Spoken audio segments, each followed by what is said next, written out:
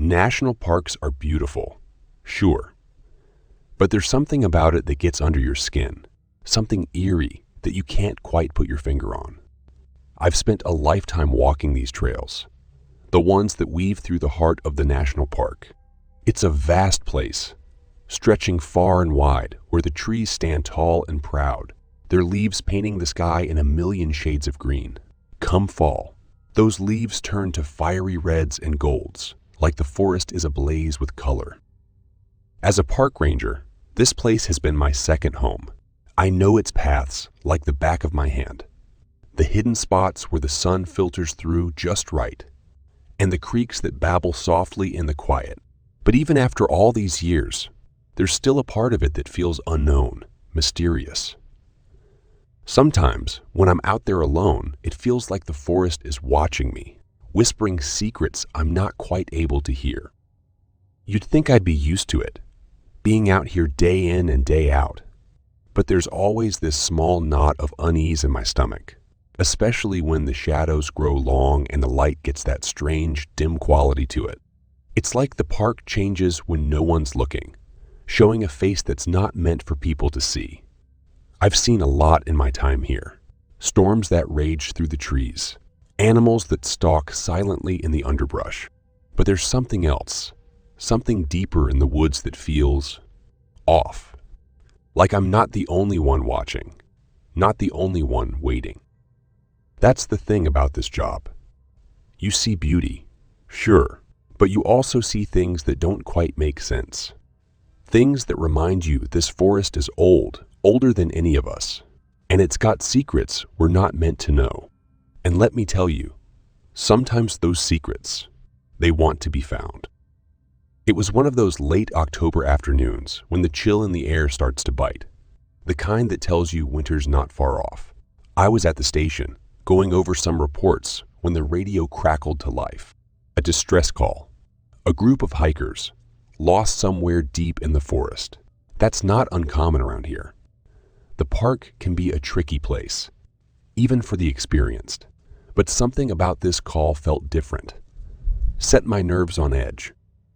As I listened to their shaky voices, describing the thickening fog and the fading light, a sense of urgency gripped me. Lost hikers are a serious matter, especially as night approaches. The protocol's clear. Get a team together, go in with numbers, and find them before darkness makes the search a whole lot harder. But something in my gut told me to go it alone this time. Call it instinct or just plain stubbornness. I've learned to trust that feeling. So I grabbed my gear, the essentials, the map, and my trusty old revolver, more for comfort than anything else, and headed out. The forest at dusk has a way of transforming. The familiar trails seem to shift. The shadows stretch longer. And the silence, it gets heavier.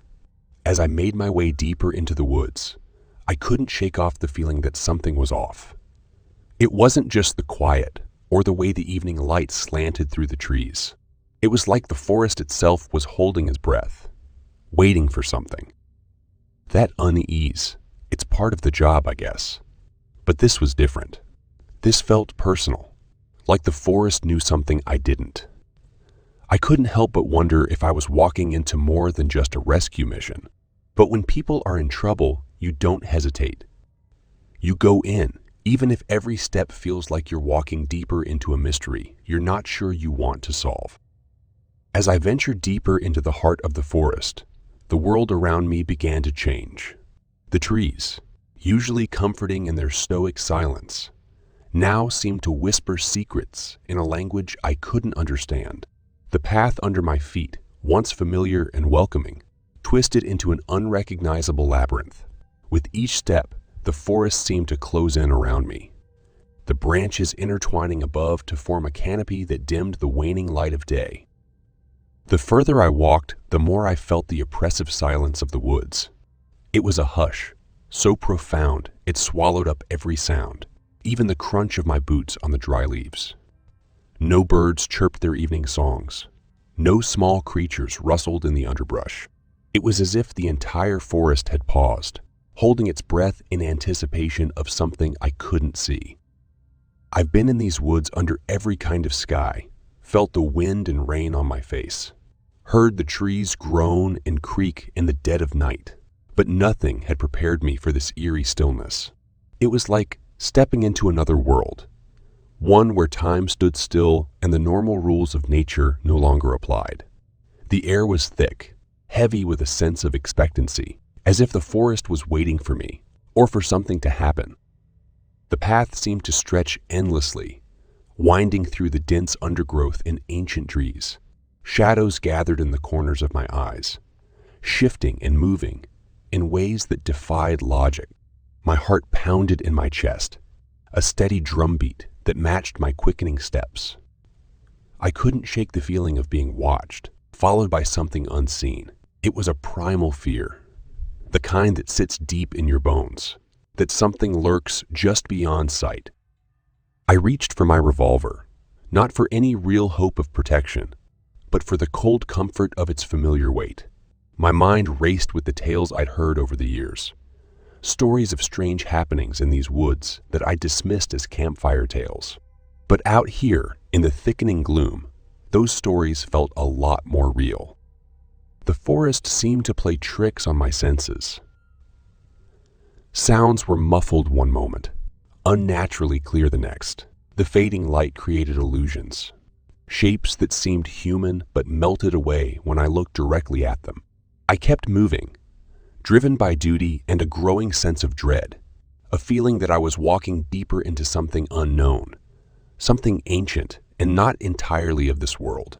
The distress call that had seemed so urgent before was now a distant echo in my mind, overshadowed by the pressing weight of the forest's eerie embrace. Where the light struggled to pierce through the dense canopy in the middle of the forest, I came upon a clearing. It was there, amidst the twilight of the woods, that I saw her. A figure so out of place it took a moment for my mind to accept what my eyes were seeing. A woman, standing in the middle of the trail, her form illuminated by a strange ethereal light. She was clad in a flowing white gown that seemed to glow softly, contrasting sharply with the dark woods around her. Her long hair veiled her face, adding to the surreal quality of the scene. As I approached, a sense of unease took hold of me. There was something about her, something not quite right.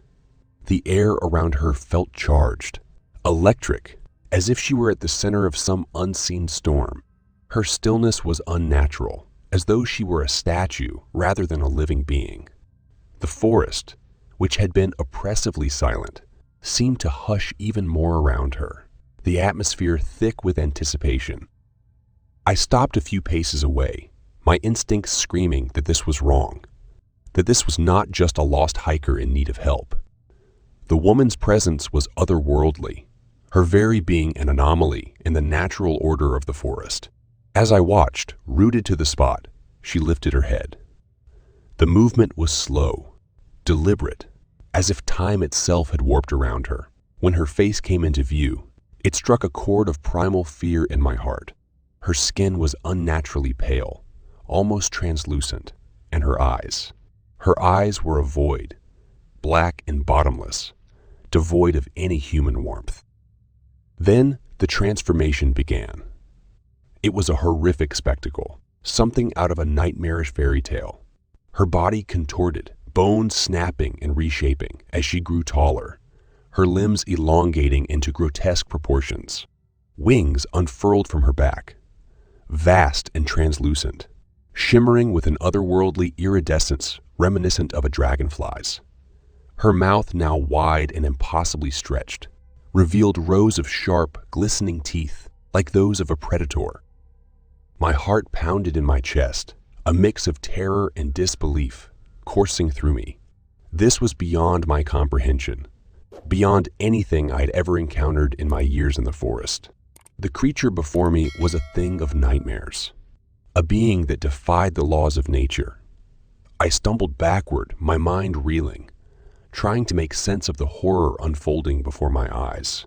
The woman, now a monstrous entity, loomed over me, her transformation complete, a chilling embodiment of the forest's hidden terrors. In that moment of terror, as the monstrous form of the woman towered over me, my training as a ranger was forgotten, replaced by a primal instinct to survive. She moved with a speed and grace that belied her grotesque appearance, lunging towards me with outstretched claws. My reflexes kicked in. I tried to dodge, to escape, but I was too slow. Her claws raked across my shoulder, a searing pain exploding through me as her teeth sunk deep into my flesh. I fell to the ground, the impact jarring me as I hit the forest floor. The pain was intense, overwhelming, a burning agony that seemed to consume my entire being. I could hear her, the creature, laughing, a sound that was both human and not, echoing through the trees like a twisted lullaby. Blood poured from my wound, soaking into the earth as I lay there in a daze, my mind struggling to comprehend what had just happened. The creature backed away, leaving me broken and bleeding on the ground. Her eyes, black and soulless, watched me with an amusement that chilled me to the bone. She then vanished into the forest, her laughter still ringing in my ears, leaving me alone with my pain and fear. I lay there for what felt like hours, the cold seeping into my bones, my blood draining into the soil. My thoughts were a whirlwind of confusion and terror. I reached for my radio, desperate for any connection to the outside world, but all I got was static. It was then that the realization hit me. I was alone, truly alone, in this godforsaken forest, with no one to hear my cries for help. The pain began to subside, replaced by a numbness that was almost as frightening. My vision blurred, the edges of my consciousness fraying as shock set in. I knew I had to move, to find help, but my body wouldn't obey. I was weak, so very weak, the blood loss and the trauma taking their toll. In that moment of utter desolation, the forest seemed to close in around me, the trees whispering secrets I could no longer understand. I was just another soul in its grasp, another story to be swallowed by the shadows. As I lay there, the boundaries between reality and nightmare blurred, and I wondered if I would ever leave these woods again, or if I would become just another part of its dark, twisted heart. As the shadows of the forest grew deeper, and my consciousness ebbed, a figure emerged through the dimness. At first, I thought it was a trick of my fading mind, a hallucination born of pain and blood loss. But as it drew closer, the figure took on a familiar shape, that of a young boy, no more than 8, with messy brown hair and a tattered shirt. My heart skipped a beat. It was Chris, my son, who had been taken from this world years ago in a car accident. His appearance here, in this forsaken forest, was impossible. Yet there he stood, gazing at me with eyes that mirrored the sky. "Chris," I whispered, my voice barely audible. His presence stirred a whirlpool of emotions within me. Hope, confusion, and an overwhelming sense of guilt. The memories of that fateful night, the accident, came flooding back. The pain in his eyes seemed to accuse me, reminding me of the promise broken, the life lost due to my one grave mistake. He spoke, his voice a distant echo, asking the question that had haunted me every day since the accident. "Why did you kill me, Daddy?" His words cut deeper than any physical wound. The guilt I had carried, the self-blame for that night, for driving when I shouldn't have, for the decision that cost my son his life, all came crashing down on me. Then everything went black. I awoke in the sterile whiteness of a hospital room, the beeping of machines piercing the silence. The doctors told me I was lucky to be alive, that my colleagues had found me just in time, but luck felt like a cruel joke in the face of what I had experienced. The visions of the forest, of the woman, of Chris. They clung to me, blurring the lines between reality and nightmare. Even in the safety of the hospital, I couldn't shake the feeling of the forest's eyes upon me, watching, waiting. I knew then, with a clarity that was both terrifying and liberating, that I had to go back. The forest held answers I needed, closure I craved. Despite the protests of my friends and the concerns of the doctors, my mind was made up. I needed to face the woods again, to confront the ghosts of my past, both real and metaphorical. The forest had called me once, and now it was calling me back. It was a pull I couldn't resist, a journey I had to make for Chris, for myself, for the truth that lay hidden in the heart of those ancient woods. The decision to return to the forest was one I made with a heavy heart and a mind swirling with apprehension. As I prepared for this final journey, each piece of gear felt like a talisman, a small protection against the unknown terrors that awaited. I packed lightly, knowing this trip was more about confronting the past than the practicalities of survival. The forest, with its deep shadows and ancient secrets, called to me, a siren song that promised answers and stirred old fears. As the sun dipped below the horizon, painting the sky in shades of orange and purple, I stepped into the forest. The trees, like silent sentinels, seemed to watch my every move, their branches swaying gently in the evening breeze. The air was cool and crisp, filled with the scents of earth and leaves. With each step, the memories of my last visit, the pain, the terror, and the haunting vision of my son weighed heavily on me. But beneath it all was a burning need for closure, a desperate hope to understand what had happened, to make peace with the guilt that had shadowed me since that fateful night. The darkness of the night enveloped the forest, transforming it into a place of mystery and fear. Shadows danced between the trees, and every rustle in the underbrush felt like a whisper from another world. My heart pounded in my chest, a mix of fear and anticipation driving me forward. The deeper I went, the more the forest seemed to come alive, an entity unto itself, ancient and watching. As I reached the spot where the nightmare had begun, a chilling silence fell over the woods. The air grew colder, and I could feel the presence of something unseen, a force that was both part of the forest and apart from it. I stood there at the edge of darkness, the night thick around me, filled with the sense that something was about to happen. And then, just beyond the reach of my flashlight, I saw it, a flicker of movement, a hint of something otherworldly, beckoning me deeper into the shadows. The story ends here, for now, leaving me and you at the threshold of the unknown, the mystery of the forest still unsolved, the fate of the ranger hanging in the balance. What lies ahead in the heart of the woods?